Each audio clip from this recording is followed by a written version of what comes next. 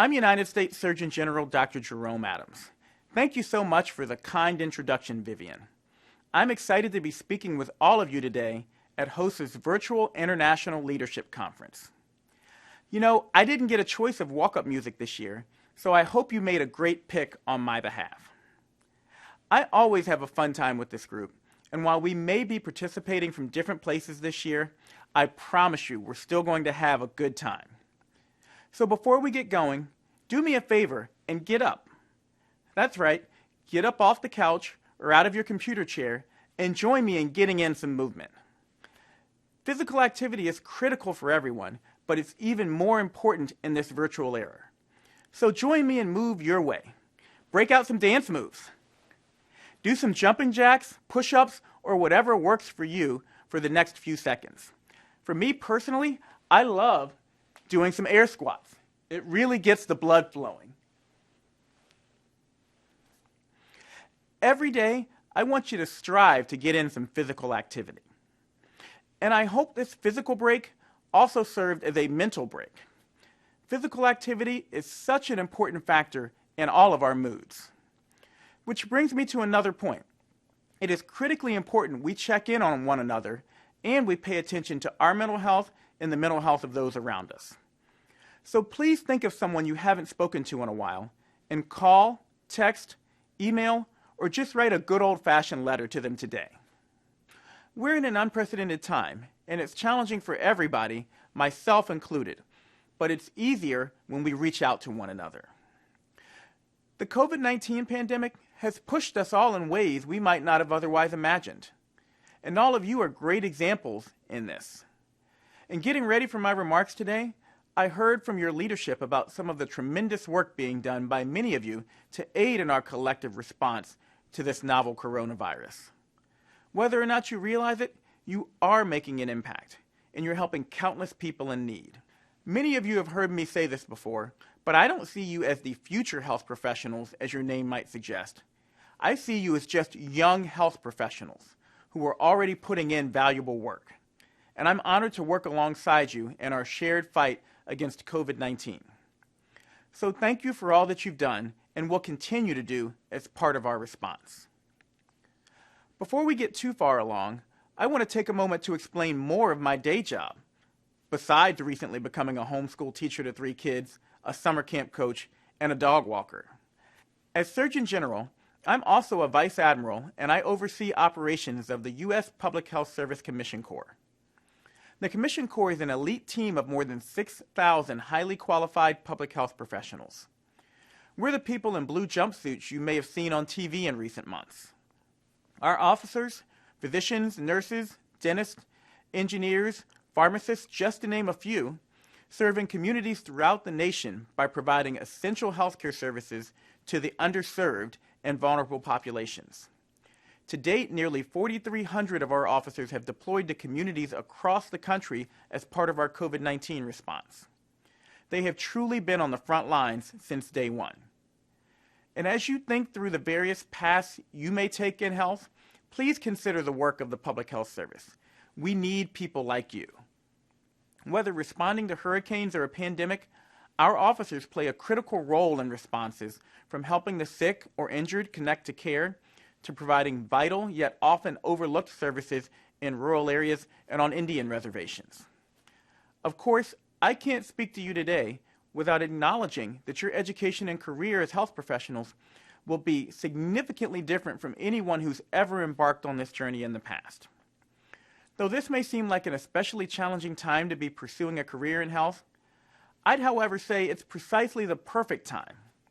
You chose professions to help people, and now more than ever, people need your help. Your brain, your skills, your energy, your commitment, and your compassion have never been of greater value. So wherever you plan to go within the health field, I want to leave you all with 4 small pieces of advice. Number 1, be innovators and disruptors. Use your full array of skills and influence. That means making your voice heard at every stage of your career. I've always loved my job as an anesthesiologist. In that role, I was able to help my patient move safely and smoothly through a procedure or treatment. So regardless of what path you choose as a health professional, know that your path will be great as long as you take advantage of the opportunity to innovate. And you'll have no shortage of avenues to pursue.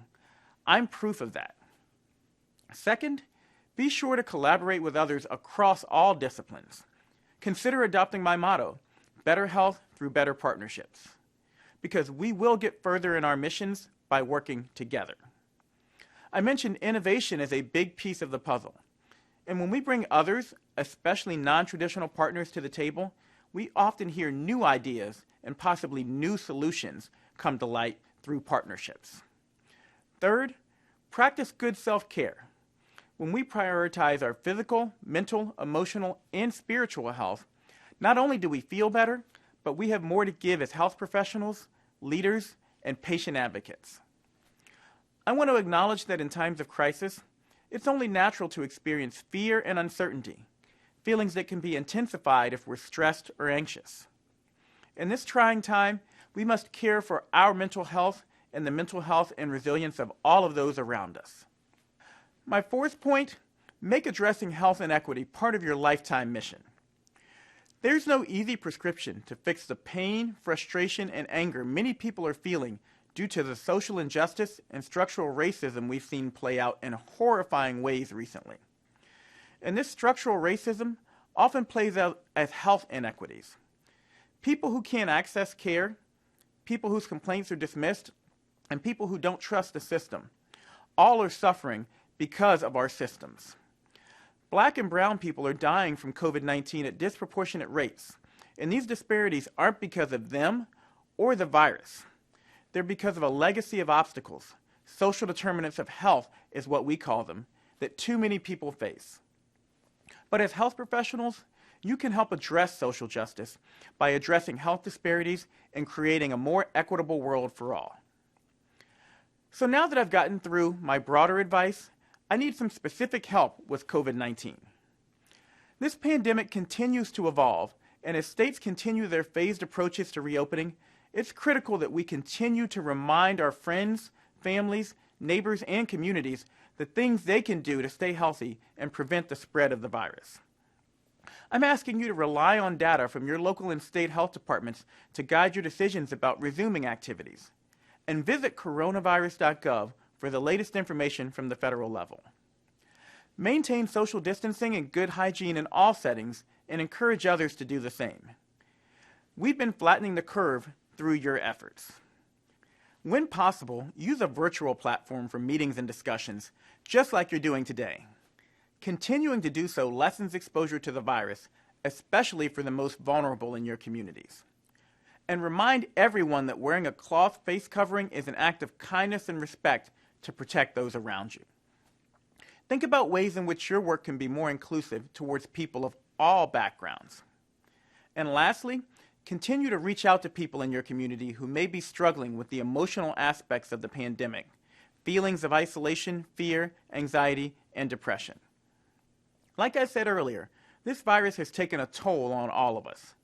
Please know that I have never been more proud to be your Surgeon General.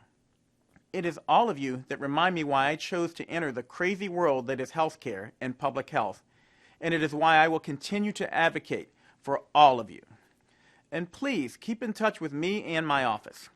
Follow me on Twitter, Instagram, and yes, have your parents follow me on Facebook too. Send me a picture with the hashtag HOSA-Wears-Masks. I've got mine right here. And encourage your friends and family to do the same. Thank you again for the opportunity to address you today.